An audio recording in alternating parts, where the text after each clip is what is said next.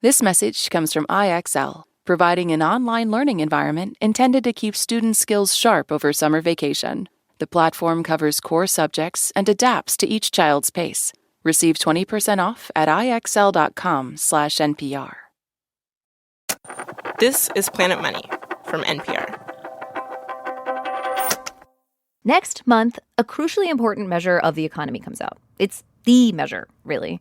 Gross domestic product. It's the total tally of all the goods and services bought and sold in the economy. In this case, it'll be for the first quarter of 2025. This one big number that tells us how the economy is doing after a pretty intense couple of months. And the report is right now being put together by the statistics nerds over at the Bureau of Economic Analysis, or the BEA. And its publication is kind of always a big deal. It is closely watched because people can see how hot the economy is running or how cold, like if we're tipping into a recession. But this release, this is going to be even closerly watched. And that is because earlier this month, Commerce Secretary Howard Lutnick, who oversees the BEA, he went on Fox News and made what was maybe a big pronouncement. You know, the governments historically have messed with GDP. They count government spending as part of GDP. So I'm going to separate those two and make it transparent. In other words, Lutnick is saying he's going to strip government spending out of GDP. And the stated reason for this proposed change, he doesn't think that a lot of government spending is great for the economy. He doesn't want it incentivized, and he doesn't want it included in GDP.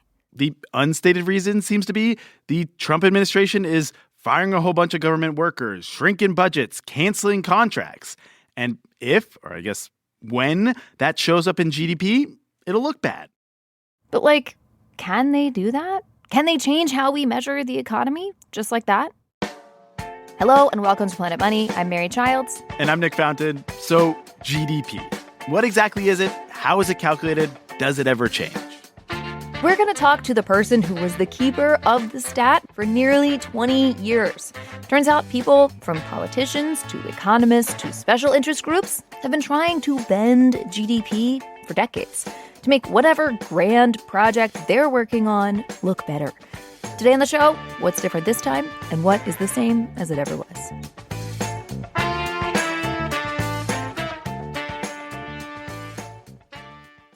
Support for this podcast and for Planet Money Summer School comes from Capital One. With no fees or minimums on checking accounts, it's no wonder the Capital One bank guy is passionate about banking with Capital One. If he were here, he wouldn't just tell you about no fees or minimums. He'd also talk about how Capital One cafes are open 7 days a week to handle your banking needs. It's pretty much all he talks about, in a good way. What's in your wallet? Terms apply. See CapitalOne.com/bank. Capital One N.A., member FDIC.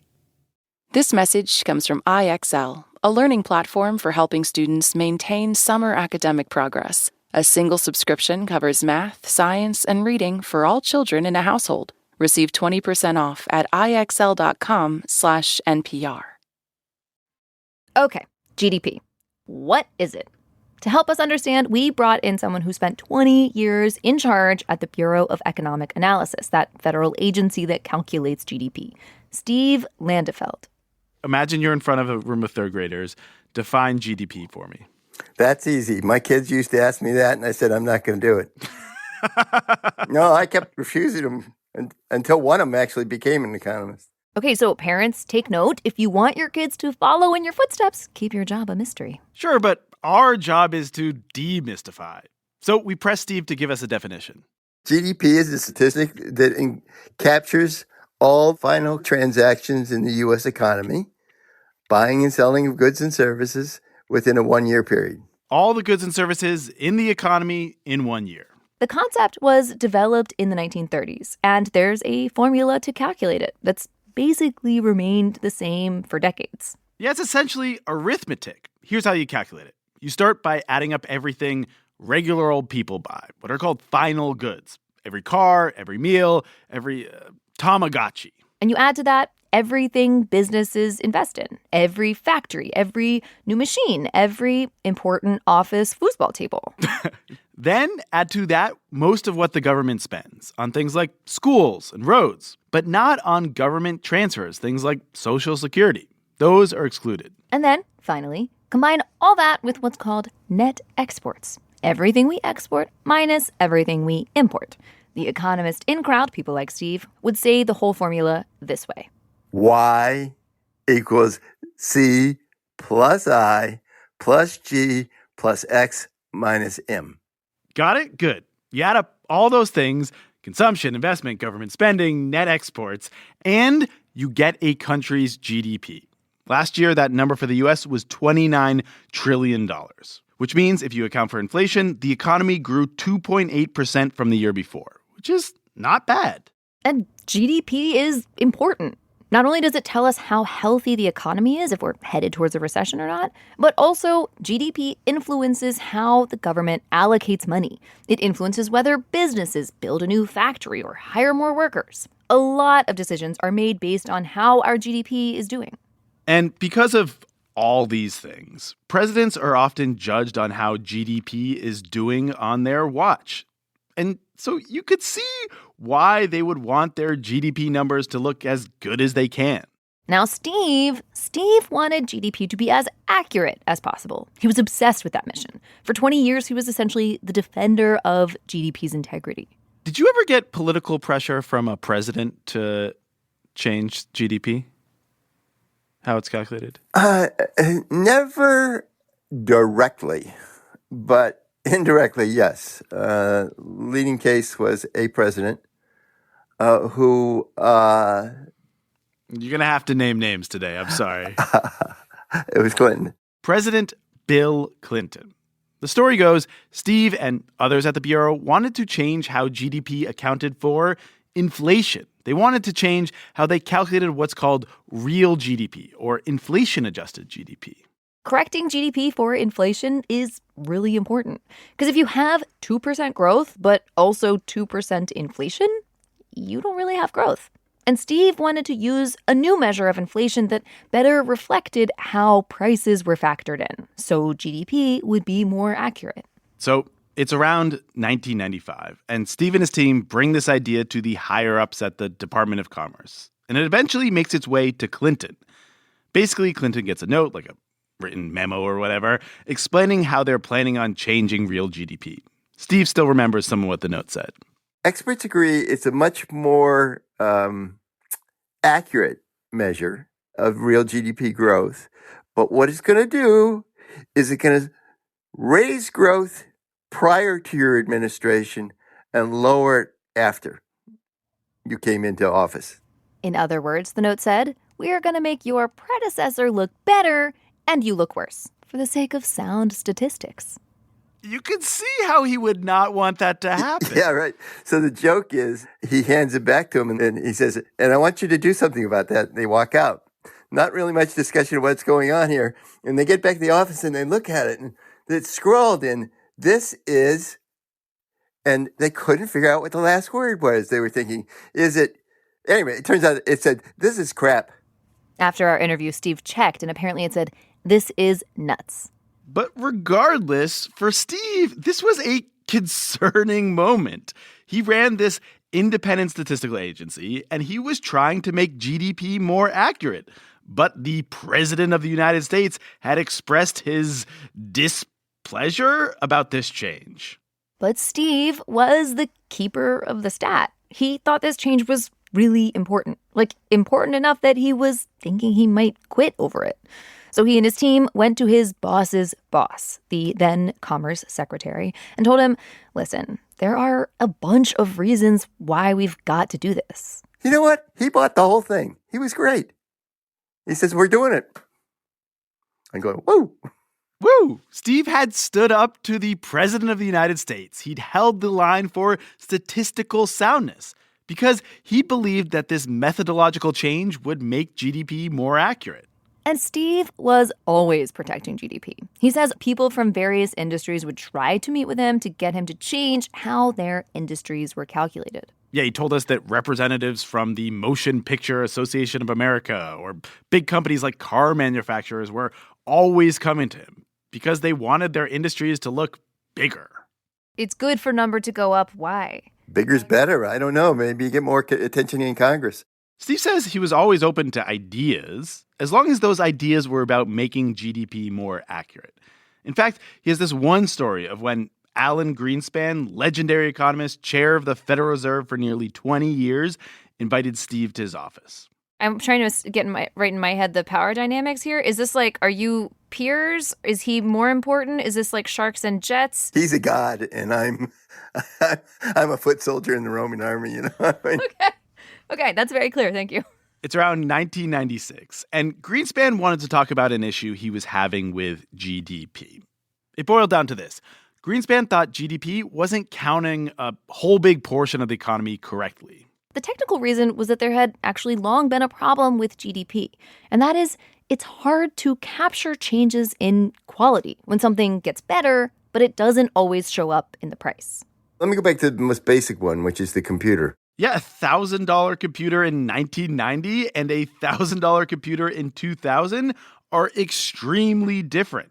The new computer is just way more computer, more bang for your buck. It's way faster. It has more storage. It can easily connect to the internet, like AOL dial-up. It can accept CD-ROM, not those inefficient floppy disks. But as far as GDP was concerned, they both cost the same. They both cost $1,000. And so they were counted the same. So the economists at BEA tried to account for this. They made what are called hedonic adjustments.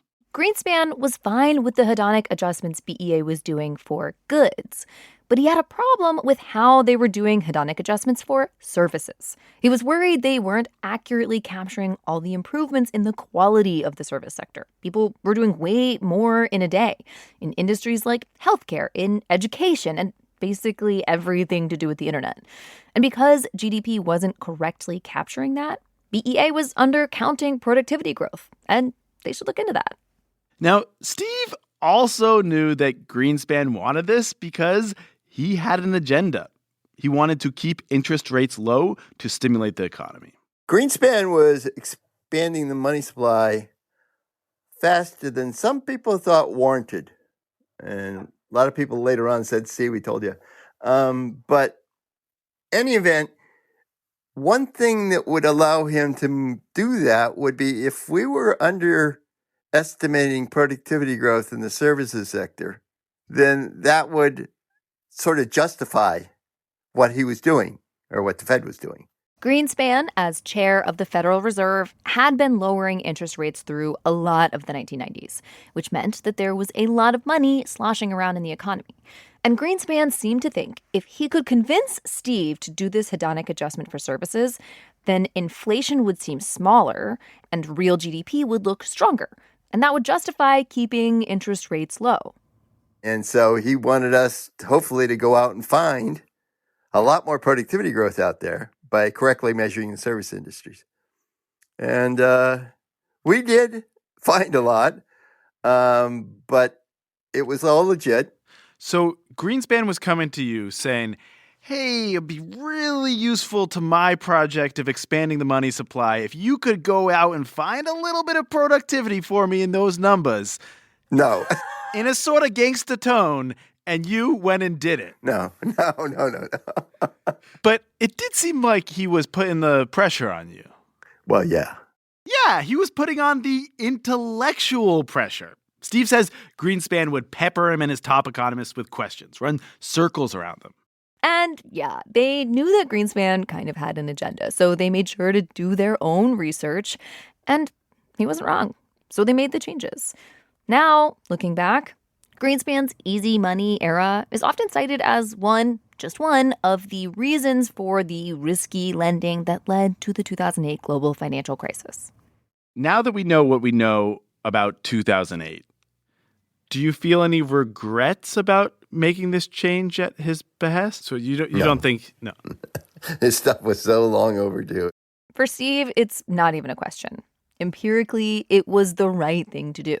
He says the BEA was trying to keep GDP up to date.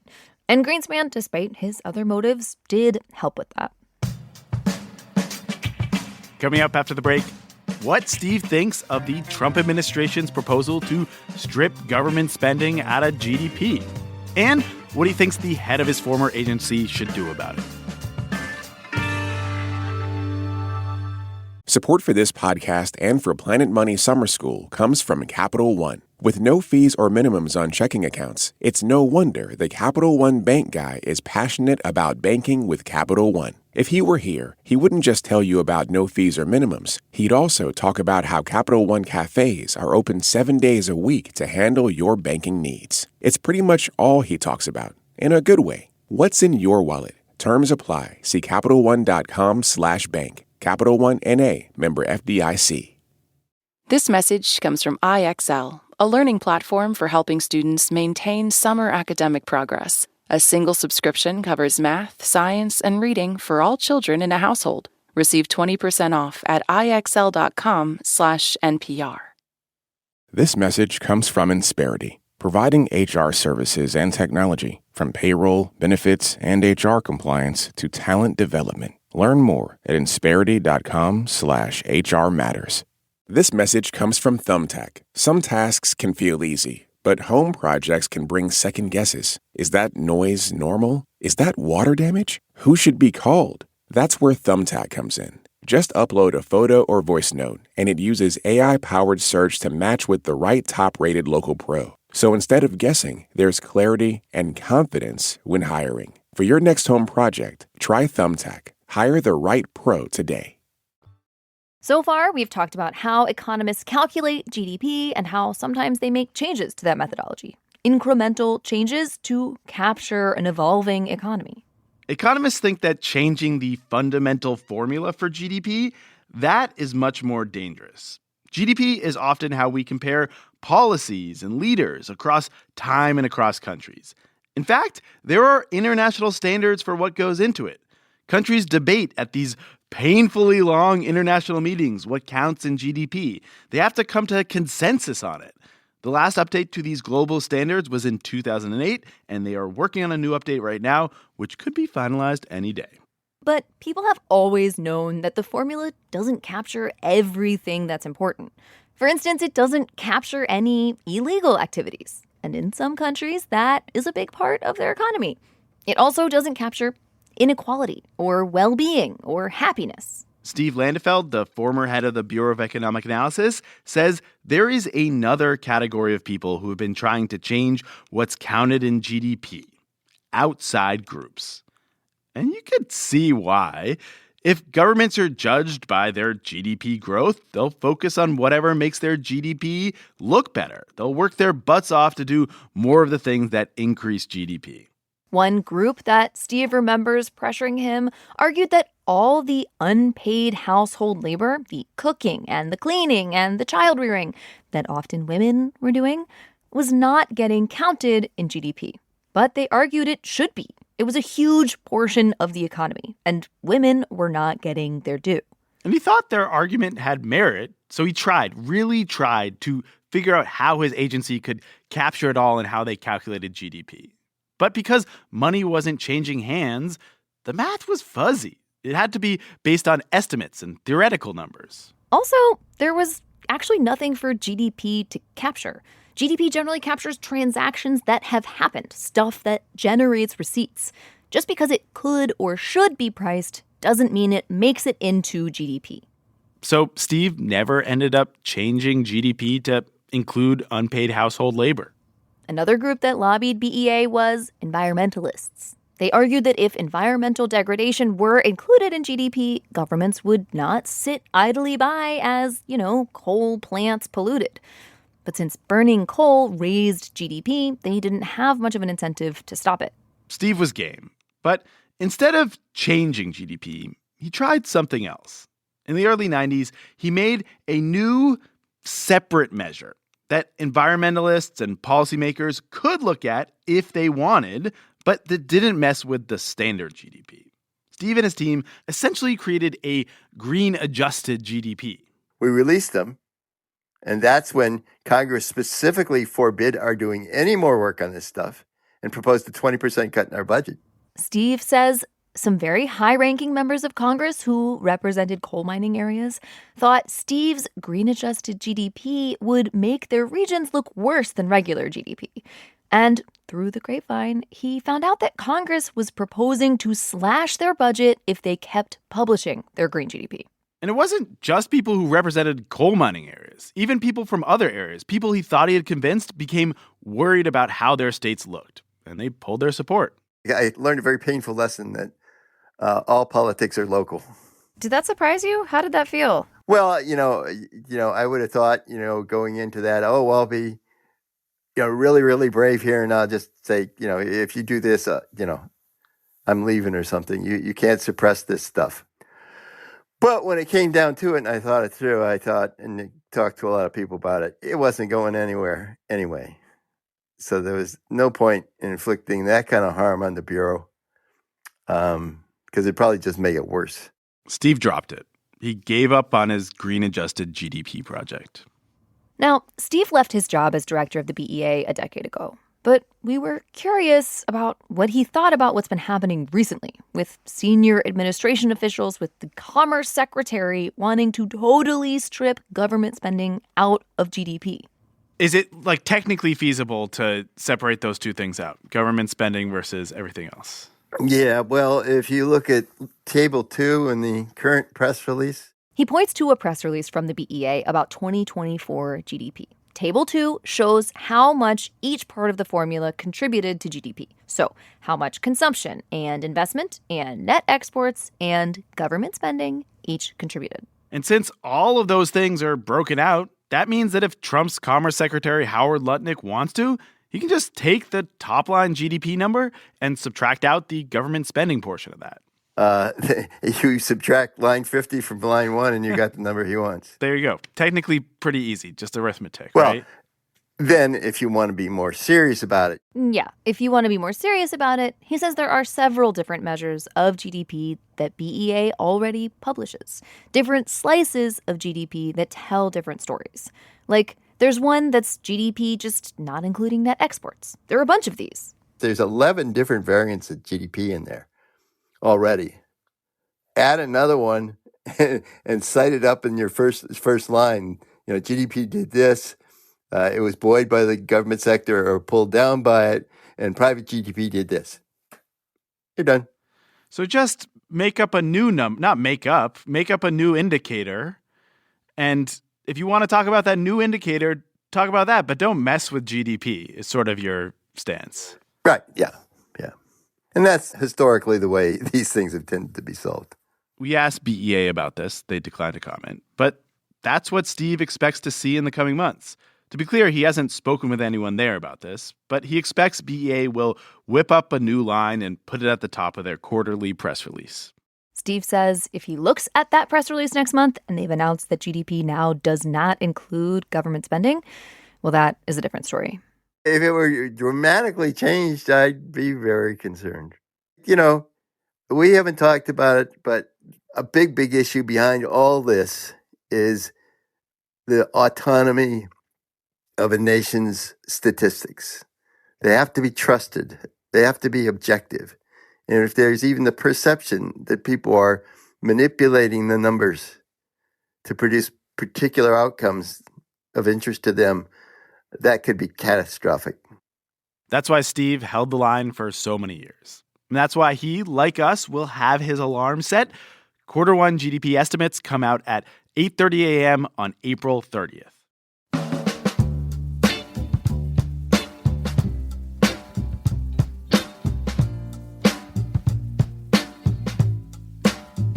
Before we go, we wanted to let you know about a new perk for Planet Money Plus supporters. We have made it easy for you to listen to some of our classic series from the Planet Money archive. Like when we wanted to understand the global financial crisis and bought a toxic asset we named Toxie. You can now find all 8 Toxie episodes in one playlist, with more playlists to come this year. If you're already a Planet Money Plus supporter, check them out. If you are not, you can sign up at plus.npr.org. You also get bonus episodes, sponsor-free listening, and know that you're supporting the work of Planet Money. This episode of Planet Money was produced by Emma Peasley and edited by Jess Jang. It was fact-checked by Sierra Juarez and engineered by Robert Rodriguez. Alex Goldmark is our executive producer. I'm Nick Fountain. And I'm Mary Childs. This is NPR. Thanks for listening.